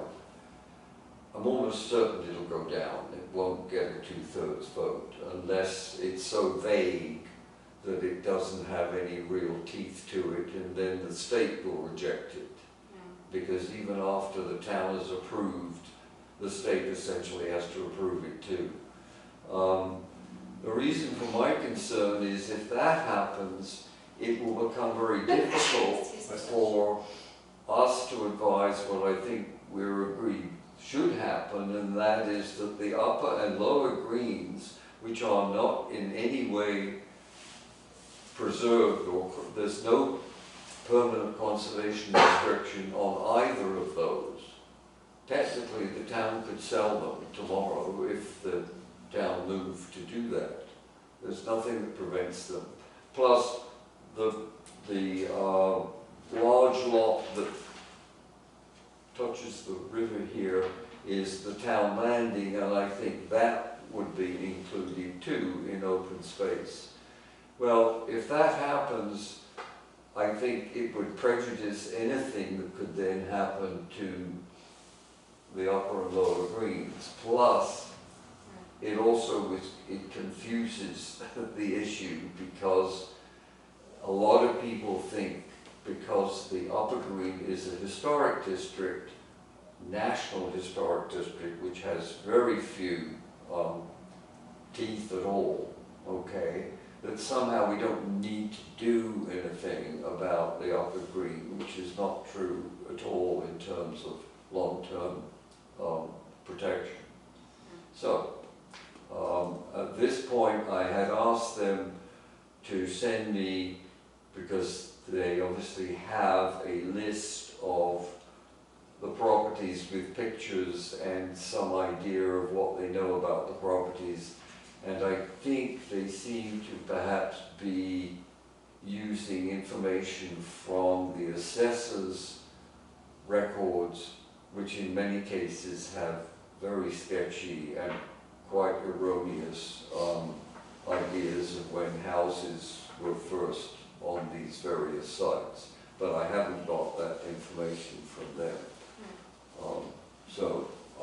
That's pretty well that. One question, and you may not even know the answer to this, but if they were to include the boat ramp, yeah, wouldn't that limit what they could do? So if they ever wanted to put in a new harbor master house or something, right now it's that junky trail, but what if they wanted to improve on it? Well, so would they be under like serious restrictions? It doesn't restrict building, it restricts the nature of the building, or could. And if it's properly drawn, and they would have to do this with, you know, consultation from somebody who was, you know, what shall I say, professionally responsible for that kind of historic preservation work, I don't think it would. Because you could in fact use it. The reason for including it, and I think I thought about it anyway, is because the Dole House, which is that red house which sits up there, its viewscape is right down to the water there, and it in fact owns quite a lot of property around that whole area. So, you know, but that is an issue, but that issue would not come up in our case if we was looking to preserve it simply as open space, which is what it is currently, right? Now, if that were to limit, I very much doubt whether you're going to see anybody building a harbour master's house down there. I don't know, I can't, you know, I mean, who knows, but, you know, But that's... I think there are there's something about that lot, about how it was conveyed to the town, and there's some language that I thought existed in the deed about it being a park or something. Yes, right, yeah. And Yeah, it's on the list of things I'd love Right. to dive into. Anyway, so I guess why are they including properties potentially that do not have historic buildings on them? Because there's something about the landscape itself that Yes. adds to the historic. Well, okay. I can't speak for them, I can only speak Yeah. for my impression. Yeah. My impression is they would like to shift the sort of public discussion for them to be able to talk about the historic and cultural value of having a local historic district, which is perfectly, perfectly true. And therefore they talk about the fact that Old Town Hill is this sort of presence which looms over the thing, and the fact that Mrs. Bushy is so much part of the history because it was she who, quote unquote, saved the dollhouse. Actually, she screwed it up, but that's something else, because she did things to it which were very much a no-no. So I think that's the idea of the open space. I can't speak to the marsh thing. The marsh thing doesn't make any sense to me, but I would like to speak to that and then put a little arrow on the map to the little lot you can see there at the bottom. Yeah, yeah. Well, that is probably the reason why we are not meeting upstairs. That is 286 High Road. Okay, and that currently has an NOI, notice of intent, in front of the Conservation Commission to expand the house and the driveway, and it's right there in the 100-foot buffer zone, bang. And I have no idea whether the local historic committee exploration group knows about that, or whether they do in fact have a firm commitment from that owner, because there would seem to me immediately to be issues that might come along.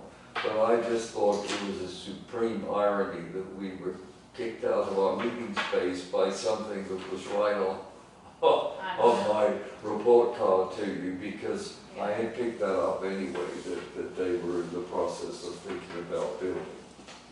Okay?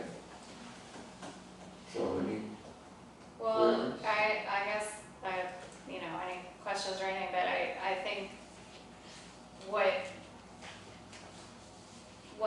circles back to me is your comments about town-owned property that may be open, but it's not completely clear what the future might bring, right? And whether we're talking about the harbor master site with the boat access and how there's a lot of pavement there, and it's not a park, or we're talking about like historic squares, our upper green and lower green, that we think will be open forever, but aren't necessarily, and just sort of sorting through those questions, particularly about town-owned parcels, is a big part of this planning work, because then you can really dig in, as you've been doing, to the deeds and the history, and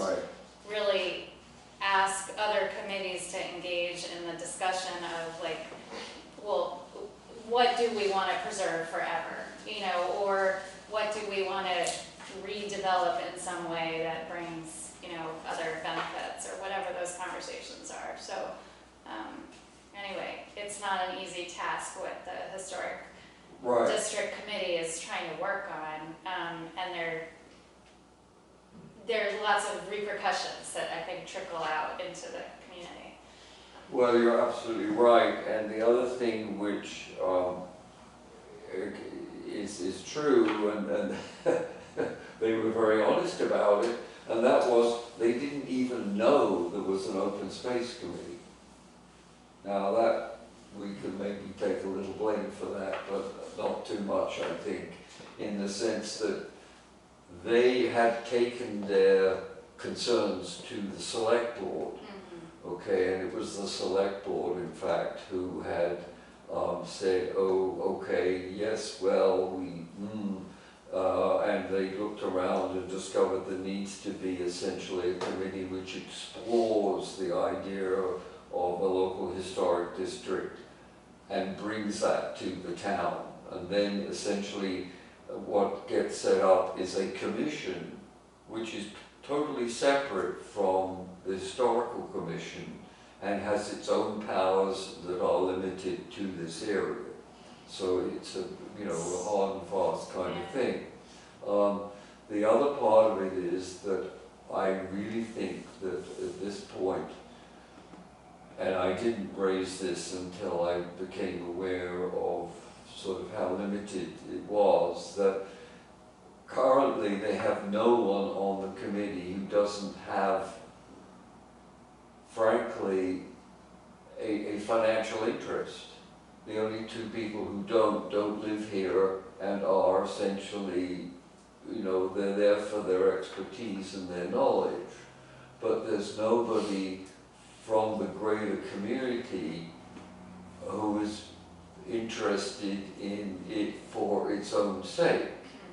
So whether it's true or not that they're entirely self-interested, I wouldn't want to accuse them of that because I don't know, but it certainly looks like it from the outside at first pass, and that's not a good, you know, that's not a good look.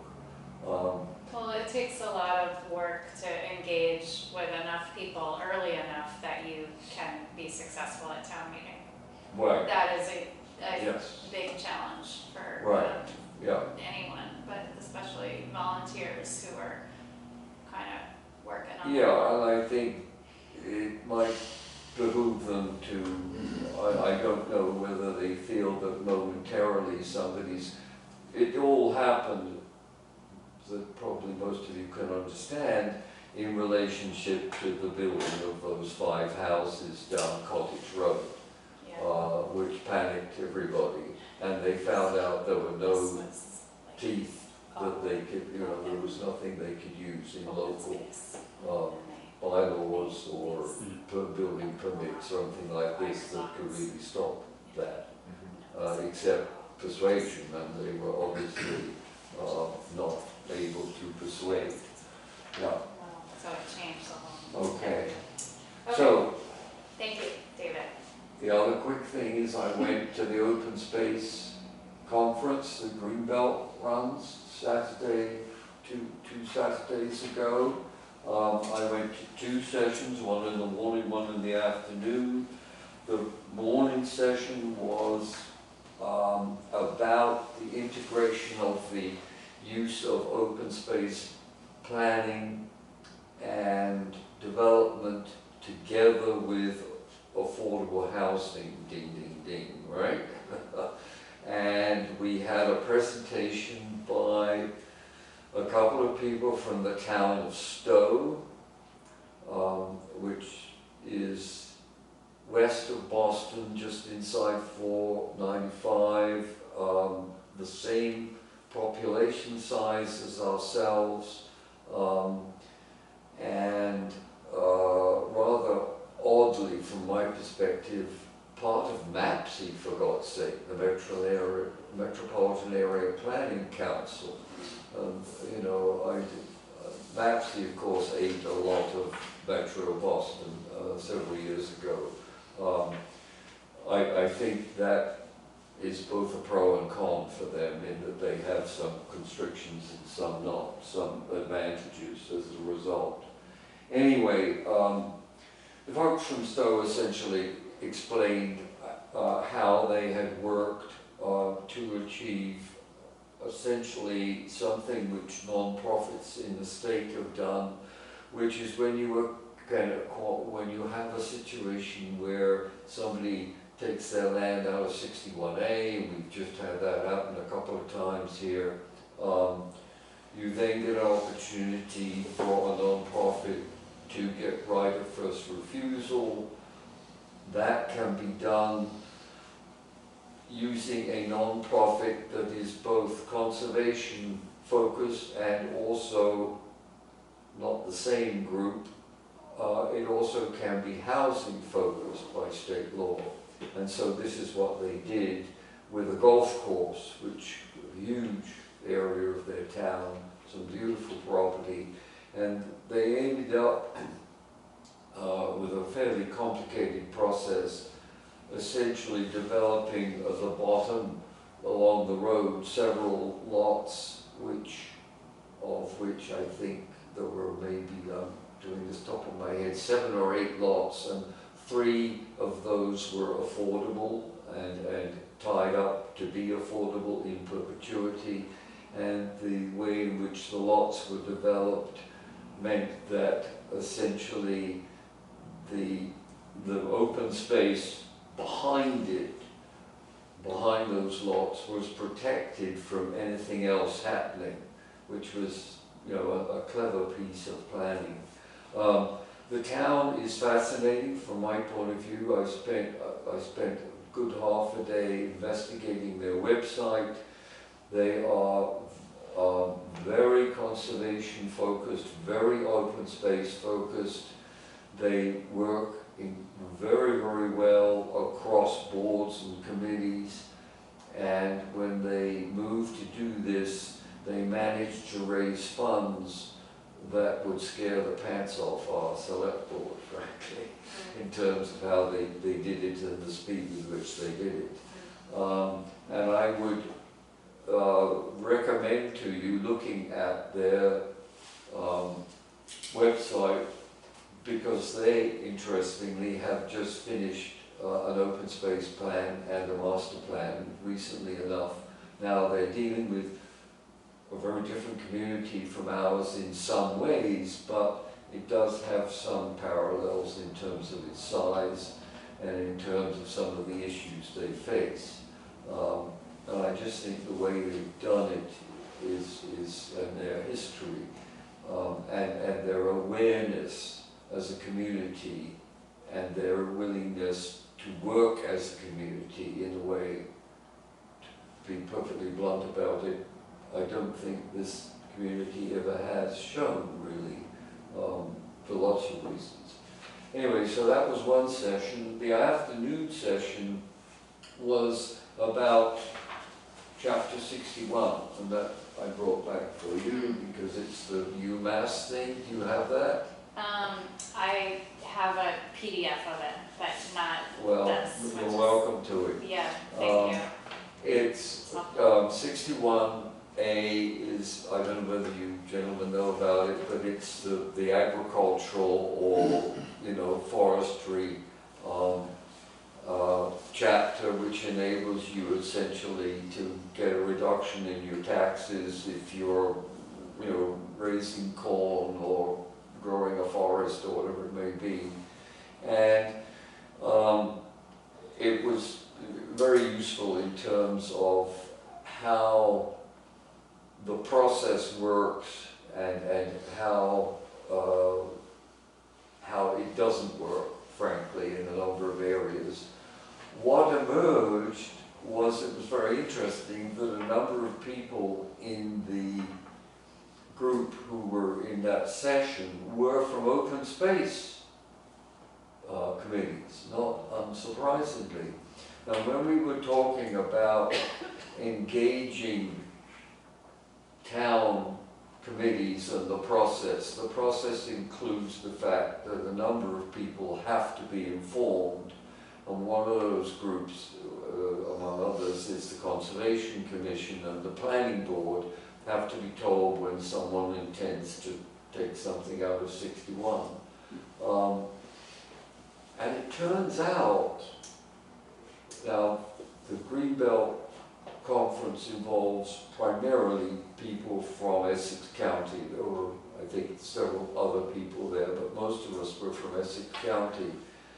I, as a result of some discussions we had in the group, discovered that 3 other towns, and I can't name but one, and that's Middleton, because I didn't get where the other people were necessarily from, who have open space committees, have a mandatory structure that involves that there has to be a member from the Conservation Commission, from the Planning Board, and a liaison type person from the Select Board. And I found that, you know, in view of my views coinciding exactly with that, and then someone, a delightful elderly gent, said, and from the Council on Aging. In other words, in his town, the Council on Aging is prescribed to have a member on the Open Space Committee. And in view of some of the comments we got tonight from your neighbours, I think that's understandable. It makes a lot of sense, because open space, I think, is very important to my age group. Yeah, interesting. Yeah. So it was very worthwhile Saturday that I spent. Yeah. Sounds great. Yeah, thank you. Yeah, that was good stuff. That's it. Can we move to Yep. pick the next date? The next date. January, well, okay, I guess what I did with my calendar was just say, do it every third, 21st. or did it work that way? Wednesday. Yeah, so it comes out, actually to be the 15th. Because the 1st is a Wednesday, the 8th is a Wednesday, and the 15th is one. We're Tuesday though, David. You're Tuesday, I'm sorry, Get that- okay. get that Well, planning board out. What's the I day know. between people, right, Yeah. okay, all right. 21st would be after, is that Martin Luther King Day? Yeah, the 21st, you're right, if we do the 3rd. So what happened to my machine here? Never mind. Does that work for everybody?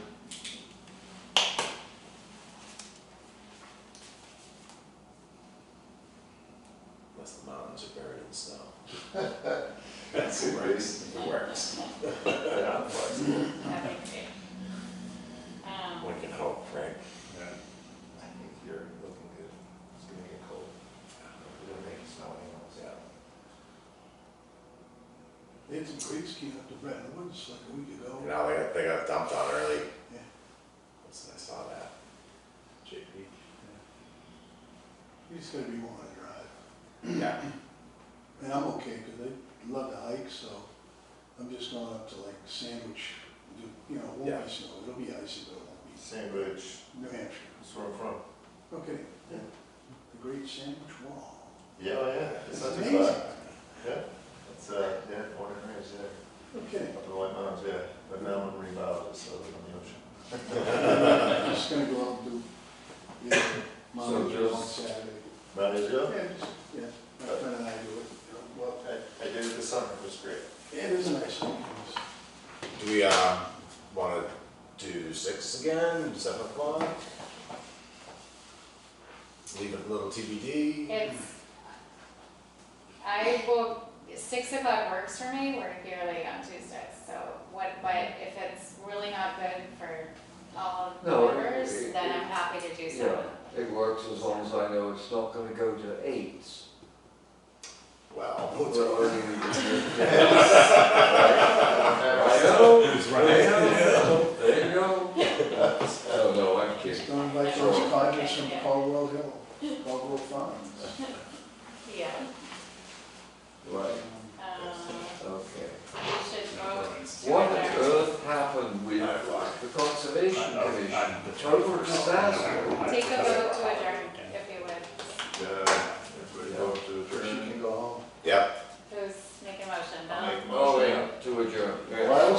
this committee was saturated with All in retirees. favor? Started- Aye.